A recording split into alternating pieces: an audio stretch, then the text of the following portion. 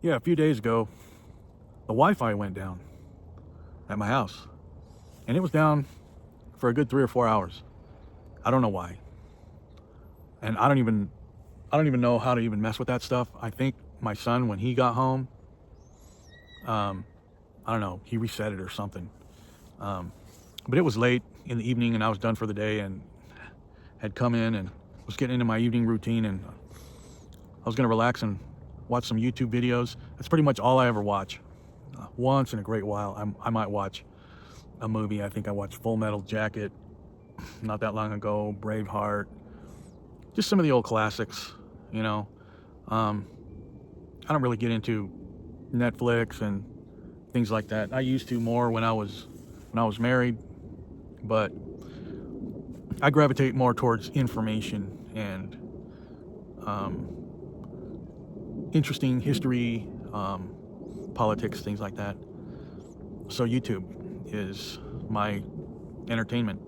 And so the internet went down, and even though I don't think of myself as plugged in, so to speak, I remember feeling like like a junkie, you know? Like, I would check, oh, it's still down, and then just what do we do with our lives without the internet? And I started to realize that, even though I don't think of myself as plugged in like I believe the world is, but I am. We all are. And all the more reason to aggressively push back against this manufactured fish tank, this controlled environment that we live in. And it makes me feel like we're all being manipulated without even knowing it. And I remember a long time ago, I watched a documentary about the dangers of heavy metal music. It was called, what was it called? I forgot. But it was about an hour and a half, 2 hours long. Really good documentary. It was a Christian documentary about heavy metal music, and it was very well put together. Probably a good 30 years ago. And I remember a quote by the lead singer of the Plasmatics, a punk band, Wendy O. Williams. And she's quoted as saying, "The brainwashed don't know that they are brainwashed." And this is a scary world that we're living in right now. And the point I want to make is how even more and more important it is the more that we can surround ourselves with Christian people, avoid worldly people, avoid places where people get together, bars, clubs, things like that, and make our lives church going. We need to be church going people, because it's worse than we think. And that's the impression I'm left with. It's worse than I think. I mean, I knew it was bad, but it's worse. And 3 Sundays ago, I missed church. I missed a day, a Sunday. I was just feeling really just weighted down, not depressed, but we're in a war. We're in a struggle. And the pressures of surviving and work. And I didn't need to work that day. Some days I'm just overloaded with work, and I feel a lot of pressure that I can't even spare a day to go to church. But that was when I made that video about how God sent crows to feed Elijah when Elijah was, after he had just got done delivering a message to King Ahab, a message of judgment. And then he was running from Jezebel, because Jezebel was threatening to kill him. And he went and hid down in this valley, in this brook, by this stream. And God sent crows to feed him, bring him bread, because he was just ready to die. He said, God, just let me die. And I prayed that to God. I said, God, you know what? 52 weeks in a year, it won't hurt me if I miss one. And I just said, God, you're just going to have to send crows today to feed me. And I just took a day off.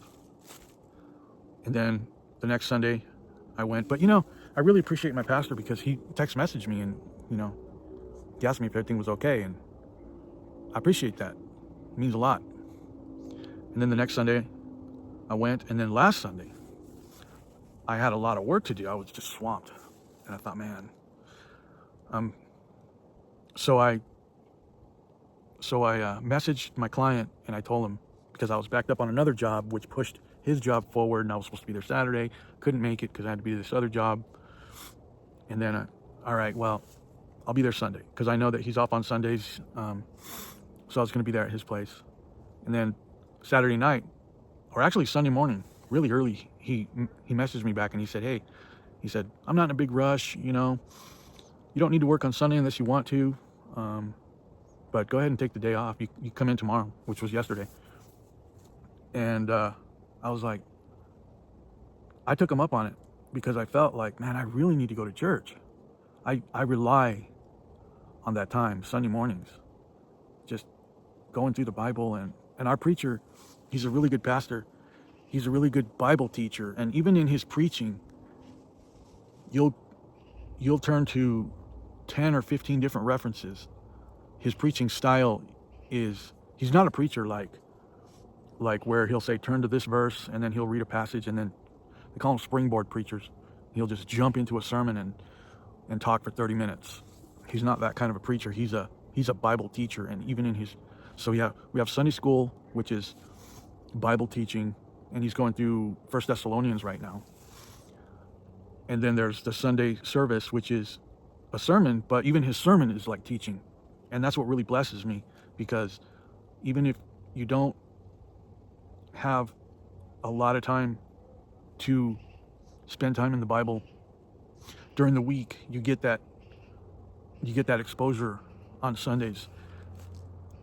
And we need that as Christians, and more now. I think more than ever. I think it's probably the most important thing as we're closing out the church age. I think we're going to find out that the most important thing is church membership. Find a good, solid, Bible-believing Christian church. It doesn't have to be a Baptist church. That's what I go to. I go to a Bible-believing Baptist church. I would recommend a King James Bible-believing church.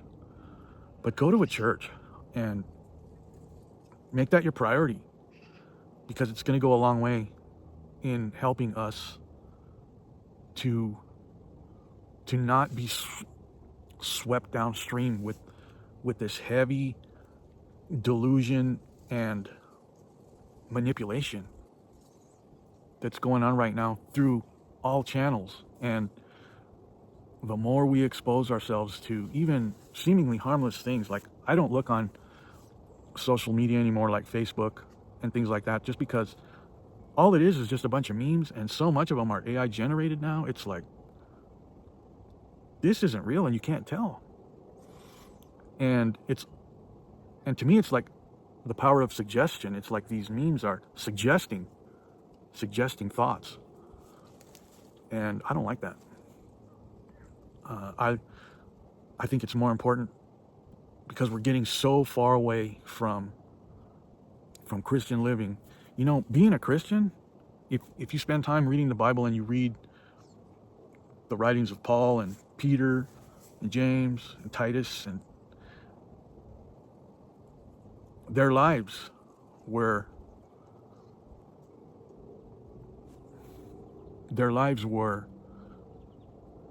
like, they were so sold out to the life of Christ. Their life was the life of Christ.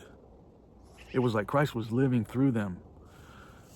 And it's so hard to maintain that consistently, because for us now, we have this pull going the other way. Even so much where we might even begin to think like it's extreme to live a Christian life. Like, don't be a fanatic. Like, you don't have to be a fanatic. Yeah, I believe. You know, I believe in Jesus, but then there's nothing about your life that even identifies. Like, you can't see Christ in people anymore. And we're losing it. But thank God that we live in the time of grace, and grace through faith. And if you're a believer, you're washed in the blood, you're sanctified, your destiny is secure. God's going to get us through. But while we're here, we have an obligation and we have a duty to do everything we can. And if we're feeling that animal magnetism, so to speak, that's constantly trying to pull us in the other direction, and it seems to me like it's getting stronger. And I'm reminded of that cult classic film They Live, and all the subliminal power of suggestion that's pulling us away from our faith. And there's like a sense of desperation on the part of the demons and the devils and the unclean spirits. It's like, if we can sense that things are coming to a head here, well, for sure they can. And they're going to be stepping up their game. And that's what they're doing, I think. And as I've said before, one of the main reasons why I even take the time and bother to make videos is for people that I know and love and care about. And I'm afraid for a lot of people, because being a Christian isn't a bumper sticker. Being a Christian isn't a t-shirt. No, being a Christian is being plugged in and connected to the source, to life through Christ. That's what being a Christian is. And if you are connected, and if you are plugged in, then you're going to feel what I'm feeling. You're going to feel the pressure and the urgency to whatever is being thrown at us. We have to answer. We have to come back. We have to retaliate. We have to counter with what we have as tools and weapons. We have to step up our game. The Word, this is our sword, this is our weapon. The Word, and doing what the Bible says, not forsaking the assembly, getting together. And as I end this video, December 7th, we're having Lord's Supper at our church, and I'm really looking forward to that. And I'm going to try to put together something, a good video about the Lord's Supper, because there's a lot there, and I might do a couple of them because my videos tend to get kind of long. But the Lord's Supper, it's very important. It's very important. And if you're not a member of a local New Testament church, you're not even partaking. And Jesus said, until I come, do this in remembrance of me. He said that. All right, well, I'm going to end this video. I got a lot of things going on today, and I got to get back to work. So thanks for listening. God bless. Take care.